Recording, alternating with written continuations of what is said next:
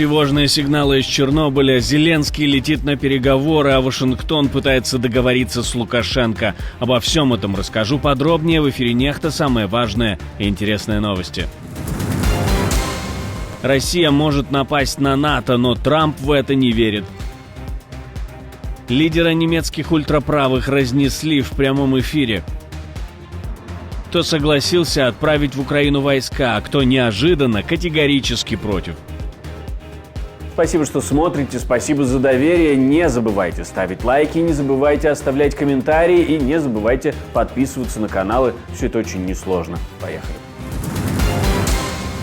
Новая угроза в Чернобыле. На саркофаге выявили еще 3 очага тления. Верхолазы уже начали частичное вскрытие конструкции и тушение. Несмотря на ситуацию, власти заверяют, радиационная обстановка остается стабильной, превышения норм нет, выбросов за пределы станции тоже.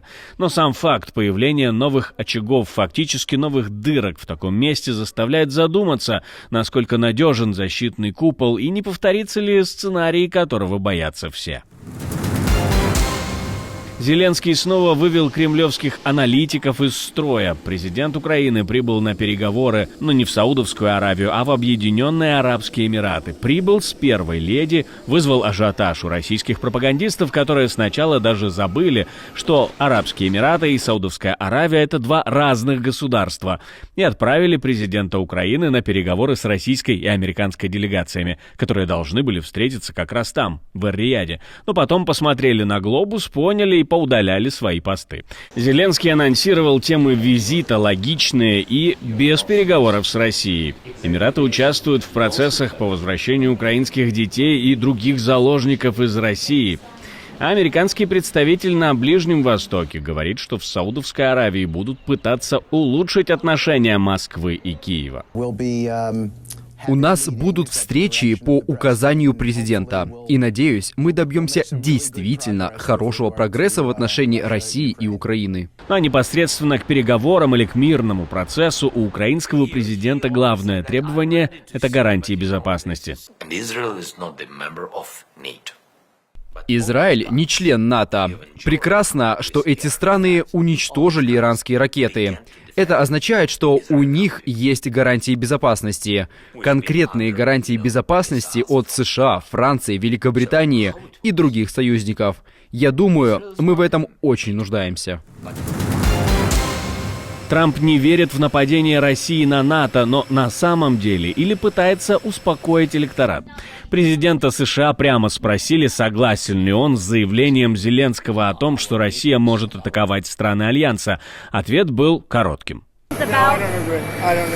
Я не согласен, даже ни капельки. А вот Зеленский на Мюнхенской конференции заявил обратное. По его словам, в этом году Россия направит войска в Беларусь на учения, а дальше возможен сценарий вторжения в Польшу или даже страны Балтии.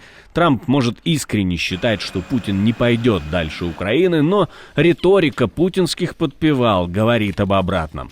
А украинские вооруженные силы действуют еще похлеще, чем гитлеровские убийцы. Посмотрите, какие зверства они чинят на территориях.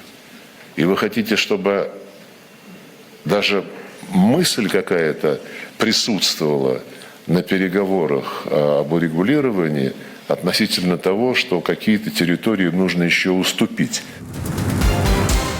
Жесткий разнос в прямом эфире. Кандидат в канцлеры Германии поставил ультраправых на место. Фридрих Мерц, кандидат в канцлеры от ХДС-ХСС, не оставил шансов своей оппонентке Алис Вайдель из «Альтернативы для Германии» во время предвыборных дебатов. Нет, фрау Вайдель. Мы не будем нейтральными по отношению к России. Мы не будем стоять посредине. Мы на стороне Украины. Вместе с Украиной мы будем защищать нынешнюю Европу, и мы сделаем все, чтобы такие, как вы, не определяли ее политику. Альтернатива для Германии открыто выступает за возобновление поставок российского газа и сближение с Кремлем. На фоне агрессии РФ такие идеи выглядят не просто спорно, а откровенно токсично. Но насколько они популярны среди немцев? Парламентские выборы в Германии уже в это воскресенье, а у альтернативы для Германии есть стабильный ядерный электорат. Но хватит ли его, чтобы получить реальное влияние? Как вы думаете? Пишите в комментарии, особенно если вы следите за выборами в Германии, а может быть живете в Германии. Обязательно пишите в комментарии под видео. Российские торговые центры просят бренды вернуться в РФ. Местные торговые центры теперь проводят опросы и выражают готовность работать с компаниями, которые ушли из России, и надеются вернуть прежний уровень продаж. Но тут есть несколько важных моментов, почему нет. Компании прекрасно понимают, что возвращение в Россию будет воспринято как поддержка страны, которая находится под санкциями. Это ударит по их имиджу в Европе и США, а клиенты в других странах могут просто устроить бойкот. Да и даже если эти бренды захотят вернуться через местных партнеров, они тоже столкнутся с логистическими проблемами. Платежи, поставки, валютные расчеты – все это осложнено санкциями. Да и качество товаров, которые идут через третьи страны, резко падает. Слезы в Мюнхене. Председатель конференции не сдержал эмоций. Мюнхенская конференция завершилась неожиданным и мощным моментом. Ее председатель Кристоф Хойсген, закрывая мероприятие, расплакался. Он заявил, что ценности США и Европы больше не являются общими, а любые переговоры с Россией бессмысленны, пока над Путиным не свершится суд. Я очень благодарен всем тем европейским политикам, которые выступили и подтвердили ценности и принципы, которые они защищают. Никто не сделал это лучше, чем президент Зеленский. Договорить он не смог, покинул трибуну под громкие аплодисменты зала. Этот момент стал символом растущего разрыва между союзниками и осознания, что мир, к которому привыкли в Европе, больше не существует. Подчеркнул это и посмеялся с Хойсгена Илон Маск, заявив, что нельзя так вести международную политику, но своими словами. Европа готовится к новому этапу войны, пока Трамп готовится к переговорам. Министр иностранных дел Швеции дала понять, страна не исключает отправку миротворческих сил в Украину, если этого потребует ситуация. Сначала мы должны сейчас договориться о справедливом и устойчивом мире, который уважает международное право. Когда мы будем иметь такой мир, его нужно будет поддерживать, и для этого наше правительство ничего не исключает. Прозвучало осторожно, но намек более чем серьезный. К тому же, если вспомнить о заявлениях Кира Стармера для The Telegraph, премьер-министр Великобритании, который тоже выразил готовность отправить миротворцев в Украину, и он стал вторым после Макрона европейским политиком, кто открыто заговорил о возможной отправке войск. По данным издания, обсуждается идея разместить европейский контингент в тылу, чтобы высвободить больше украинских солдат для передовой. Речь идет об огромной численности в 100 тысяч человек, но где их взять? Европейские армии не такие многочисленные, даже как украинская, допустим. Это просто слова или первые шаги к новому этапу вовлеченности. Как вы думаете? Пишите в комментарии, будут ли миротворцы из Европы воевать, а может быть находиться в тылу в Украине. В Польше категорически высказались против отправки войск в Украину, как, впрочем, и создания аналога НАТО в Европе и какой-либо общей армии. Я думаю, мы должны быть осторожны с этим термином, потому что разные люди понимают под ним разные вещи. Если вы понимаете под ним объединение национальных армий, то этого не произойдет. Но я был сторонником того, чтобы Европейский Союз развивал свой собственный оборонный потенциал. И мы действительно находимся в процессе формирования усиленной бригады. Выборов не будет. После громкого заявления Порошенко о выборах 26 октября в Украине снова заговорили о возможном голосовании.